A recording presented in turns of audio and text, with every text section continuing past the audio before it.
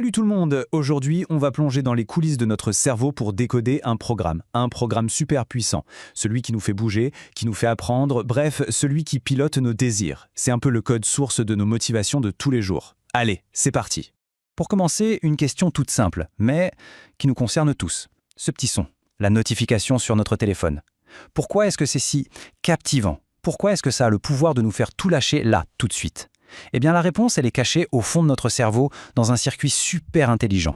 Alors, pour piger ce mécanisme, il faut aller voir ce qui se passe sous le capot. On va explorer ce que les scientifiques appellent le système de récompense. Pensez-y comme le moteur surpuissant qui fait tourner toute notre motivation. Alors, qu'est-ce que c'est que ce fameux système? En fait, ce n'est pas juste un petit point dans le cerveau, non, c'est plutôt un immense réseau, des super autoroutes de l'information qui connectent plein de zones différentes. C'est lui, le grand chef d'orchestre de notre motivation. C'est ce système qui nous dit « va chercher ça, c'est bon pour toi », que ce soit de la bouffe, des amis ou juste apprendre un truc nouveau.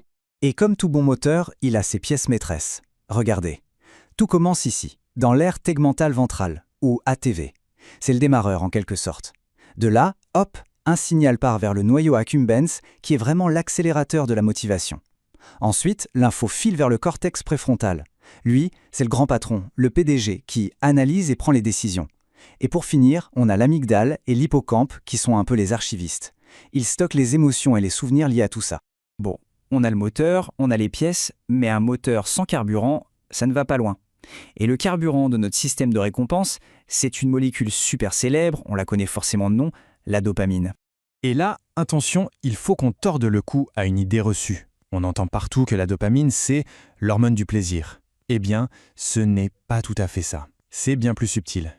En fait, la dopamine, ce n'est pas tellement le plaisir qu'on ressent une fois qu'on a la récompense. Non, c'est plutôt le désir, l'envie, qui nous pousse à aller la chercher. Voilà, la distinction est super importante. Il y a le désir et le plaisir. Le désir, c'est l'élan, l'anticipation, la chasse à la récompense. Ça, c'est le job de la dopamine.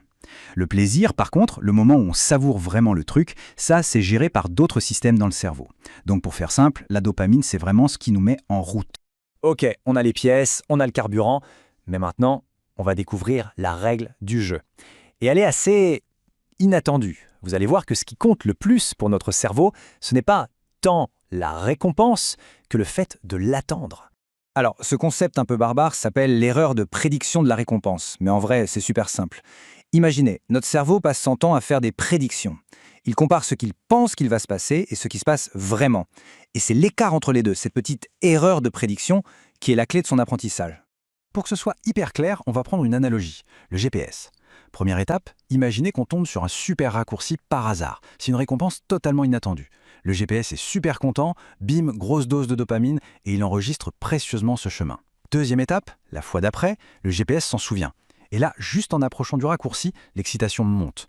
Le pic de dopamine, il arrive avant même d'avoir pris le raccourci. C'est l'anticipation.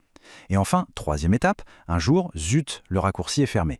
Grosse déception, le GPS envoie un signal négatif, la dopamine chute, et il apprend que, ce chemin n'est plus fiable.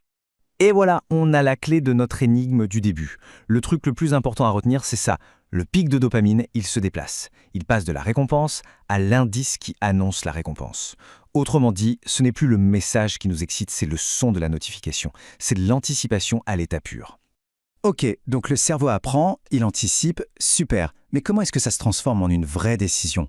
Comment est-ce qu'il tranche entre « je le fais » ou « je ne le fais pas » ? Eh bien pour ça, il y a un véritable débat interne qui a lieu dans une zone qui s'appelle le striatum. En gros, il y a deux équipes. D'un côté, la voix « go », c'est la voix qui dit « allez, fonce, ça a marché la dernière fois, on y va ». Et de l'autre côté, la voix « stop » qui freine et qui dit « oula, attends une minute, la dernière fois, c'était pas terrible, on s'abstient ». Et la dopamine dans tout ça, c'est l'arbitre. En fonction de ce qu'on a appris, elle va donner plus de force à l'équipe go ou à l'équipe stop. Franchement, ce système est une pure merveille de l'évolution. Il est programmé pour nous guider vers ce qui est bon pour notre survie. Mais il a une faille. Une grosse faille. Il peut se faire pirater. Regardez ce graphique, c'est super parlant. Une récompense naturelle, genre un bon plat qu'on adore, ça provoque un pic de dopamine normal, gérable. Mais certaines substances, elles, ne jouent pas avec les mêmes règles. Elles provoquent un véritable tsunami de dopamine dans le cerveau. Le signal de récompense est tellement énorme, tellement artificiel, que le système est complètement dépassé. Il ne sait plus où donner de la tête. Les priorités naturelles sont balayées, et c'est une des voies qui peut mener à l'addiction. Finalement, Comprendre comment tout ça fonctionne, c'est un peu comme avoir accès à son propre code source. Ça nous donne des clés pour mieux comprendre nos désirs, nos habitudes et au fond, ce qui nous fait avancer. Alors je vous laisse avec une question ouverte. Maintenant qu'on connaît un peu mieux les règles du jeu, comment est-ce qu'on peut faire, chacun à notre niveau, pour prendre soin de notre propre système de récompense ?